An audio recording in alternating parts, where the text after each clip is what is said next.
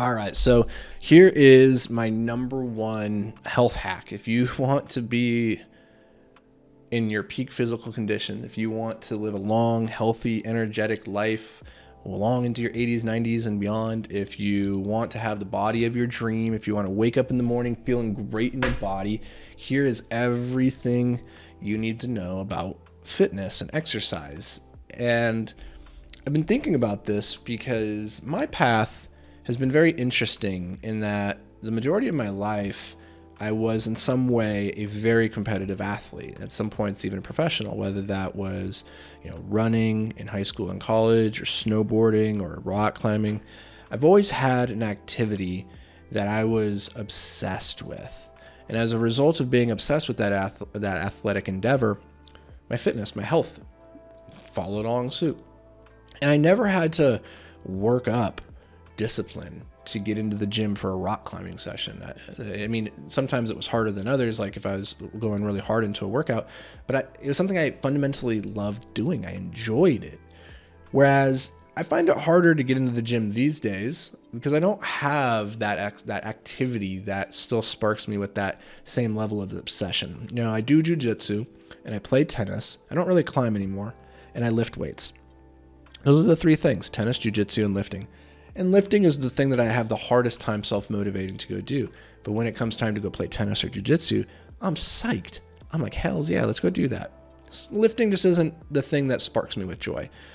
But what I found is that if you want to live a long, healthy life, if you want to make fitness to be this thing that's important, then you have to find the thing that you fall in love with. There has to be something. You can't, I don't think you can rely simply on discipline to be fit, like in top 1% fitness. I just don't think it's possible, because if you don't love what you do to some degree, you're just not going to stick with it. And so the trick, I think, if you're not where you want to be from a health perspective, is to look really hard at finding an activity that you can commit to that gets you in shape by consequence of doing it, and that doesn't really feel like work when you're doing it. It feels like play.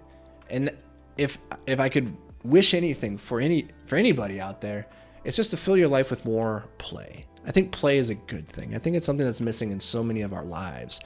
But if you can do that, then you can sustain the energy levels, the consistency necessary to reap the benefits of fitness long into your later years. But even now, you just feel so much better when you're playing games. And I'm not saying you have to go join a team and play soccer. You could go swimming. You could play volleyball by yourself.